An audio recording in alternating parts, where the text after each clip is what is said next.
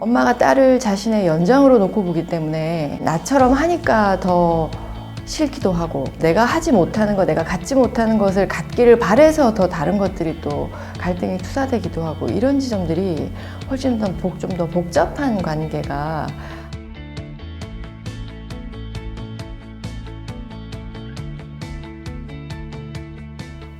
안녕하세요. 저는 심리클리닉 피안에서 정신분석 상담을 진행하고 있는 박우란입니다. 10년 정도 상담을 진행해 오고 있고요. 엄마와 딸의 감정, 관계, 이런 것들에 대해서 이야기를 조금 나눠보고 싶습니다. 우리가 이렇게 일반적으로 생각해 보셔도 소통을 하거나 이야기를 나눌 때 딸아이들이 훨씬 더 편하잖아요. 왜냐하면 가깝죠, 정서적으로. 그리고 반응도 훨씬 딸아이들이 잘 하잖아요. 이 이유가 여성이 여자아이들이 관계를 중심으로 돌아가고, 남자아이들은 관계보다는 조금 더 자기중심성이 강하다고 볼 수 있거든요. 그러다 보니까 그냥 어떤 정서적인 면, 감정적인 면, 이런 면에 있어서 빠르게 접촉하고 소통하기에 딸들이 훨씬 더 좋은 구조에 놓여 있기도 한 거죠. 그래서 엄마들이 딸에게 많은 감정적인 부분들을 표현하고, 그래서 보상을 얻기도 하고 만족을 얻기도 하지만, 역설적으로 이 부분은 엄마가 가지고 있는 감정의 어떤 골이나 엄마 스스로가 해결하지 못한 어떤 여러 가지 이슈가 그대로 딸에게 전달되기도 굉장히 쉬운 구조에 있다는 거죠. 그리고 이제 또 한 가지 굉장히 중요한 요인이 동일시적인 측면인데요. 이제 여성적 구조에서 굉장히 주요하게 일어나는 특성 중에 하나가 동일시가 있어요. 이거는 뭐 여성에게만의 문제는 아니겠지만, 이 동일시라는 게 엄마가 딸을 자신의 연장으로 놓고 보기 때문에 아들이나 남편에 대해서는 그들의 어떤 결핍이나 결함을 채우려고 하죠, 보통 여성들이. 그런데 딸들에 대해서는 그것보다는 오히려 감정적 요구를 더 많이 하게 되거든요. 그거는 어떤 동일시적인 측면에서 보면 나의 일부로서 바라보다 보니까 어떤 부분에서는 나처럼 하니까 더 싫기도 하고, 더 밉기도 하고, 또 어떤 부분에서는 내가 하지 못하는 거, 내가 갖지 못하는 것을 갖기를 바래서 더 다른 것들이 또 갈등이 투사되기도 하고, 이런 지점들이 훨씬 좀 더 복잡한 관계가 엄마와 딸, 또 물론 이제 뭐 아버지와 아들의 관계도 다른 측면이 있긴 하지만, 우선 엄마와 딸에 대해서는 그런 지점에서 조금 더 복잡하고 깊다, 이렇게 볼 수 있을 것 같아요. 이제 아이들이 태어나서 엄마가 가장 일차적인 대상이잖아요. 그거는 뭐 아들이나 딸이나 모든 아이들에게 첫 대상이 엄마가 가장 절대적인 일차적인 대상인데요. 우리가 생각하기에 어떤 태어나서 아이들이 뭐 어떤 고유한 주체를 가지고 있거나 이런 게 아니고, 자기라는 감각이 없어요. 모든 아이들이 자기라는 감각이 없고, 오로지 엄마나 부모, 주요한 어떤 대상들을 통해서 자기를 이제 체감하기 시작하고 경험하기 시작하는데, 그때 엄마가 아이를 이제 어떻게 반영하느냐, 엄마가 자신을 어떻게 비추어 주느냐에 따라 아이가 자기를 처음 이제 감지하기 시작한다는 거죠. 그런데 이때 엄마가 이제 스스로가 해결하지 못한 어떤 이슈들이 우린 다 가지고 있잖아요. 모든 개인들이 개인들만의 어떤 역사나 이런 흐름에서 자기 이슈를 가지고 있는데, 인간이라는 게 굉장히 투사적인 존재라서 이렇게 밀접한 관계, 왜냐하면 아이 입장에서는 아까 동일시를 얘기했지만 아이도 마찬가지거든요. 아이들도 엄마와 동일시를 하는 거예요. 그래서 엄마가 기쁘면 자기도 기쁘다고 인지하고, 엄마가 화가 나면 내가 화가 났다고 인지하고, 이런 단계들이 있는데, 이 부분에 있어서도 남자아이들보다는 여자아이들이 훨씬 더 강력하다는 거죠. 엄마에게, 그 대상에게 자신을 이입시키는 것이 훨씬 강력하기 때문에 엄마에 대한 감정이라던가 이런 부분들을 더 많은 영향을 받는 것 같습니다. 상담실에 오시는 많은 분들과의 작업을 하다 보면 공통적으로 보이는 패턴들이 있으시거든요. 뭐 모두가 공통적이진 않지만 반복적으로 보여지는 패턴들 중에 하나가, 감정을 표출하고 후회하고 죄책감을 느끼고 괴로워하는데 또 거기에 감정을 표출하고, 이게 이제 악순환이 계속 반복이 된다는 거죠. 그러면 이 악순환이 왜 반복이 될까? 내가 아이한테 감정적으로 뭔가를 표출하거나 해소하고 나면 불편하고 미안은 한데, 진짜 미안하면 다음엔 안 그래야 될 것 같잖아요. 그리고 안 그럴 수 있을 것 같잖아요. 그런데 또 하게 되거든요. 그것도 다시 돌아가면 여성이, 한 개인이, 한 여성이 이제 지금은 엄마라는 대상에 포커스가 맞춰져 있으니까요. 이 엄마라는 대상이, 한 여성이 자신의 어떤 삶에 있어서 어떤 만족감, 내가 어떤 살아있는 어떤 충분한 자기 존재감, 여러 가지 차원이 있는데 이 지점에 있어서 충분한 어떤 것들이 없을 때, 갖춰지는 것들이 없을 때 우리가 이제 흔히 보통 리비도의 투자라고 얘기를 하는데요. 충동을 이야기하거든요. 그래서 사실 감정을 주요하게 다루지만 이 감정 뒤에 더 중요한 건 충동이에요. 한 인간이 어떤 자기 에너지를 발화하는 지점에 있어서 매우 중요하게 작동하는 충동인데 이 충동이 굉장히 모호한 표현이죠. 적절하다는 것은 상당히 무책임하고 모호한 표현인데 이 충동을 적절하게 어떤 뭐 대상들과 관계들과 혹은 어떤 사회와 가정과 원활하게 소통이 되지 않을 때는 한 곳으로 모이는 거죠. 그리고 아이에게 흘러 들어가기 쉬운 게 매우 쉬운 대상이기 때문이에요. 어쨌든 아이들은 약자이기도 하고 나를 거절하거나 나를 버리거나 하지 않는 매우 이제 부모 관계에서는 약자죠. 그리고 원하든 원하지 않든 부모가 권력자일 수밖에 없기 때문에 그래서 나의 불만족이나 내가 충분히 해결하지 못한 어떤 충동의 어떤 지점들이 아이들에게 특히 딸아이에게 그렇게 발화되는 방식이 감정적 표출이에요.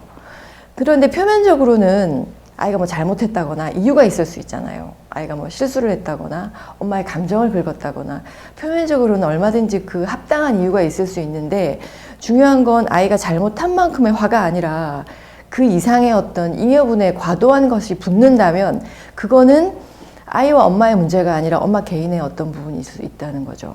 그 부분을 꼭 기억해 주셨으면 좋겠고 그러면 감정에 대한 이야기를 우리가 하고는 있지만 사실 역설적으로 저는 감정은 매우 착각 그리고 오인할 수 있는 여지를 많이 가지고 있어요.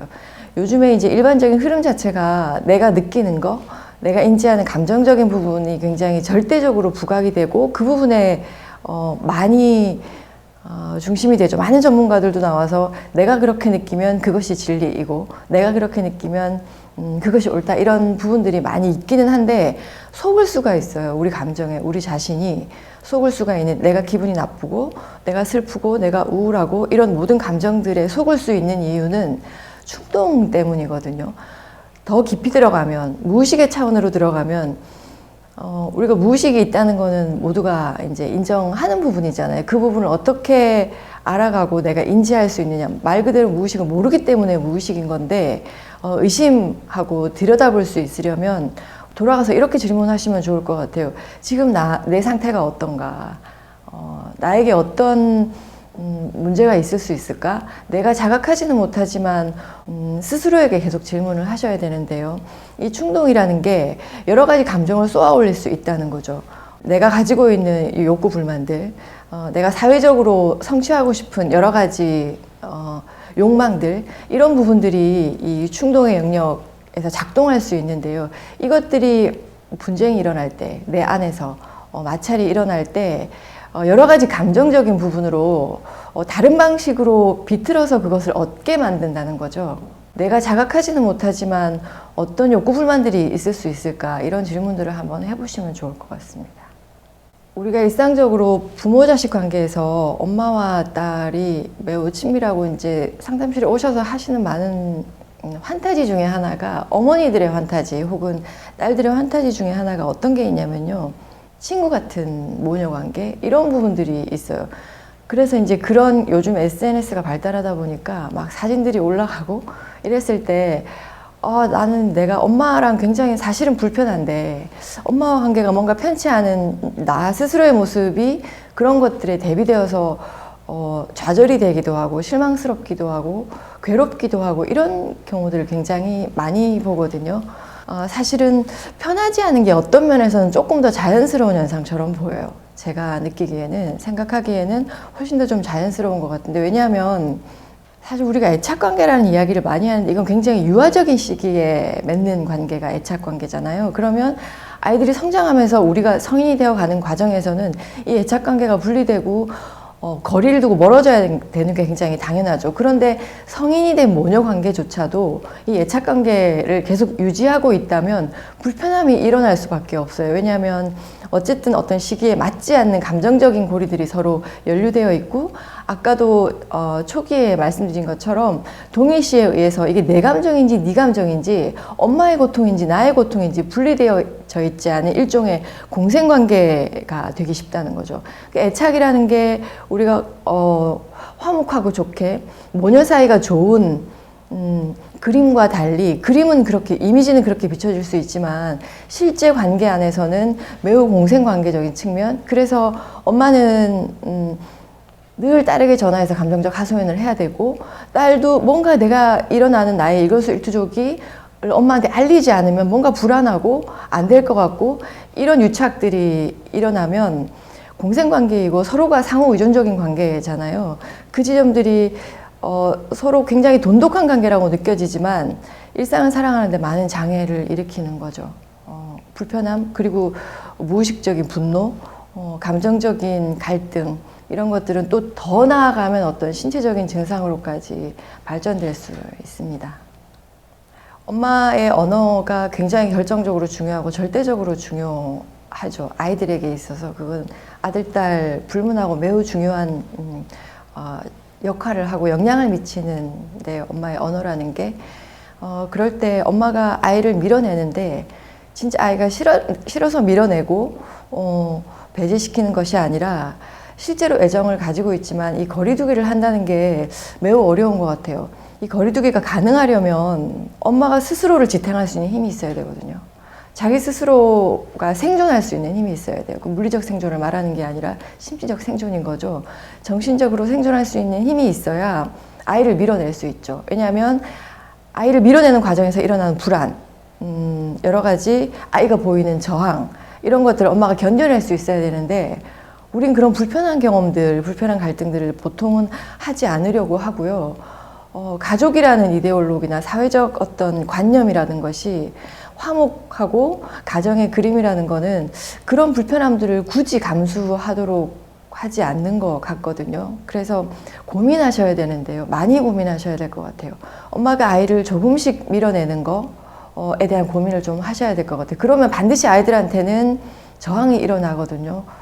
떨어지기 싫어하는 여러 가지 애착과 멀어지지 이게 이제 조금 더 본성적이고 본능적인 것 같아요. 항상 연결감을 유지하려고 하는 게 인간 존재에게는 다 있으니까요. 그럴 때 아이도 엄마도 겪어야 되는 상실감들이 일어나는데, 이거를 엄마가 얼마나 잘 홀딩하고 견뎌낼 수 있는가, 이 불안을 엄마가 잘 얼마나 겪어낼 수 있는가가 직접적으로, 매우 단적으로 얘기하면 정신건강 결정짓는 결정적인 요인이라고 할 수 있을 것 같습니다. 제가 이제 분석실에서 개인 정신분석을 전문으로 하고 있는데요. 이때 남성이든 여성이든 특히 이제 여성들과의 작업들이 많은데, 젊은 딸들, 이제 젊은 여성들은 그 애착관계, 부모로부터 놓여나지 못하는 애착관계, 집착관계 때문에 고통스러워하는 분들이 많다면, 이제 연령층이 높아지면 그 애착을 놓지 못해서 괴로워하는 여성들이 많아요. 이게 결국은 그 상실감의 문제이거든요. 근데 전 사실 조금 불편하실 수도 있는 말씀을 드리자면, 상실감을 겪는 좋은 방법은 사실은 없어요. 받아들이는 것밖에는 없는데, 조금 더 도발적으로 이야기하자면 왜 우리가 상실을 겪지 않아야 하는 거냐는 거죠. 당신도 나도 상실을 겪을 수 있고, 이 상실을 겪는다는 게 굉장히 고통스럽거든요. 공허하고 굉장히 우울하고 무기력하고 매우 불편한 감정들을 우리가 경험하게 되는데, 마치 본능적으로 우린 이 불편한 감정들을 벗어나기 위해서 발버둥을 쳐요. 그게 굉장히 자연스러운 현상이죠. 조금 더 이제 이론적으로 얘기하면 그 쾌락 원칙에 따라서 불편한 감정을 밀어내고 조금 더 편안한 거, 조금 더 안정적인 감정을 취하려고 하는 게 우리의 본능적이긴 하지만, 그럼에도 불구하고 기억하셔야 되는 건, 끊임없이 상실은 일어나고 우리가 그 상실을 은폐하거나 겪지 않으려고 발버둥 치면 칠수록 여러 가지 집착과 애착 때문에 고통을 겪는 것이 가족인 것 같아요. 그리고 자녀들이기도 하고 나 자신이기도 하고 가장 좋은 것은 매우 근본적이지만 상실을 받아들이셔야 되는데 내가 공허해지는 거, 내가 우울해지는 거, 내가 아픈 거 이것들을 허락하셔야 된다는 거예요. 허락하셔야 되고 충분히 겪으셔야 돼요. 왜 어머니는 당신은 나는 상실을 겪으면 안 됩니까? 겪어야지요. 겪고 견디기도 해야 되고 그렇게 일어나는 상실과 구멍이 나 있는 나 자신을 내가 충분히 경험하고 견디셔야 될 것 같습니다. 아이들이 굉장히 자기중심적인 존재들이죠. 그게 이제 성숙하기 전에는 세상이 자기를 중심으로 돌아가니까 어떤 모든 일이 나 때문이라고 생각을 하죠. 그게 아이들의 특징이기도 한데 특히 여자아이들이 그게 조금 더 많이 심하거든요. 그런데 우리가 흔히 이제 많은 책들이나 이런 데서 보면 부모의 불화나 부모의 갈등이 나 때문이 아닐까라는 생각을 하게 돼요. 이게 아이들이 뭐 죄책감을 가지고 있다거나 이런 것보다는 그 자기중심성, 이 자기중심성이라는 게 뭐냐면 입체적으로 타인을 인지하거나 상황을 인지할 수 있는 어떤 지각력이 발달하지 않았기 때문이기도 하고요. 이 결과로 초래되는 게 거대 자기거든요. 그러니까 자기를 너무 거대하게 느끼는 거예요, 아이들이. 그러다 보니까 일어나는 모든 뭐 갈등이나 부모의 문제까지도 나 때문일 거야 라는 생각을 하게 되는 거죠. 그래서 부모님들이 이제 조심하셔야 되기도 하고 되도록 좋은 방식은 많은 설명들을 해주시는 게 좋기는 하거든요. 언어적 전달인 거죠. 언어적 전달이라는 게 어떤 갈등이 일어나거나 부부간의 불화가 일어날 때 이것이 너 때문이 아니고 엄마 이제 또 여기서 한 가지 문제가 되는 거 엄마들이 너무 디테일하게 남편과의 문제를 미주알고주알 이야기하는 것이 좋은 거는 아니고요. 아이들이 그 많은 것을 알아야 될 이유는 없거든요. 그게 아니라 엄마 아빠에게 엄마 아빠만의 어떤 문제들이 있고 해결해야 할 과제들이 있고 엄마 아빠가 관계를 맺어나가는 방식이라는 것을 아이들에게 설명으로 좀 전달해 주실 수 있으면 매우 좋을 것 같아요. 그렇게 분화되지 않은 상태에서 아이들이 받아들이는 거기 때문에 이때 그렇다고 아이들 앞에서 우리가 또 연기를 할 수는 없잖아요. 뭐 안 친한데 친한 척 할 수는 없고 사이가 좋지 않은데 애써서 과도하게 사이가 좋은 척 할 필요는 없다고 생각이 되거든요. 대신에 아빠도 엄마도 배우자에 대한 불편함이나 감정적인 어떤 부분들을 아이들에게 전달하지 않으려고 노력하는 것은 굉장히 중요하다고 생각을 해요. 두 사람이 해결하지 않으면 뭐 다른 방식을 찾더라도 직접적으로 아이들에게 가장 서로에 대한 복수를 할 수 있는 가장 빠른 방식이 아이들에 대한 감정적 표출이에요. 왜냐하면 아내 입장에서 보면 남편에 대한 불만을 내 아이에게 그래서 남편 흉을 보면 남편에 대한 복수가 되기도 하거든요. 왜냐하면 남편의 아이이기도 하고 남편 새끼기도 하니까요. 그게 연결되어 있는 복수심이기도 하죠. 그거는 남편 쪽에서도 마찬가지예요. 네 엄마가 뭐 이렇게 엄마에 대한 어떤 부정적인 이야기를 하는 게 빠른 복수감을 주고 빠른 어떤 감정적 해소감을 주기는 하는데 실제로 이때 이제 그 대가를 치러야 하는 게 아이들이기 때문에 그런 부분에 있어서 조금 주의를 기울이시면 좋을 것 같습니다. 딸들이 앞서 말씀드린 것처럼 엄마와의 감정, 동일시선상에 많이 놓여 있게 되거든요. 뭐 100% 다 그렇다고 얘기할 수는 없지만 그런 경향들이 좀 많다 보니까 엄마와 동일시된 시선으로 세상을 많이 바라봐요. 그러니까 모든 아이들이 딸들뿐만이 아니라 남자아이들도 세상의 출발은 엄마의 눈을 통해서 세상을 바라보잖아요. 그런데 이제 성장하는 과정에서 엄마와 아이가 훨씬 더 밀착적인 경우에 아이가 거기에서 조금 더 입체적인 자기 시선을 가지기보다 엄마와 매우 동일시적인 시선을 갖게 되어서 성인에까지 이르는 경우가 많이 있죠. 그러다 보면 엄마의 남편을 고르는 경우가 많아요. 내가 사실은 좋은 남편이, 내가 좋은 남자가 아니라 엄마의 남편을 고르는 거죠. 그렇게 해서 살다 보니까 어느 날, 나는 내 남자랑 살고 있는 게 아니라 엄마의 남편과 살고 있었던 경우들이 발생할 수 있는 거죠. 사실은 굉장히 흔하게 일어나는 거기도 하고요. 또 한 가지는 엄마의 시선에서 아버지를 바라보다 보니까 아버지에 대한 불편한 감정, 아버지에 대한 분노, 그러니까 엄마가 남편에 대해서 가졌던 공격성, 분노 이런 것들이 딸에게 투사가 되면서 딸들이 아빠와 완전히 다른 대상을 고르려고 하는, 선택하려고 하는 몸부림이 있는데, 사실 엄밀한 의미에서 크게 보면 이것도 아빠에게 묶여 있는 거긴 하거든요. 아빠와 완전히 다른 사람, 아빠와 똑같은 사람 모두 아빠에게 묶여 있는 거죠. 그러면 조금 더 자유로운 어떤 자신만의 어떤 대상 관계를 형성하기가 어렵잖아요. 그런데 이런 관계를 설정하는 지점에 있어서 출발이 되는 게 엄마의 시선이라는 거죠. 그리고 엄마의 말이고, 딸들이 훨씬 더 영향을 많이 받는 것은 이런 엄마와의 어떤 동일한 지점에서 세상을 바라보고 대상을 바라보는 관점들이 출현하기 때문에 어떤 남성관이나 대인관계에서 결정적인 영향을 미친다고 볼 수 있을 것 같습니다.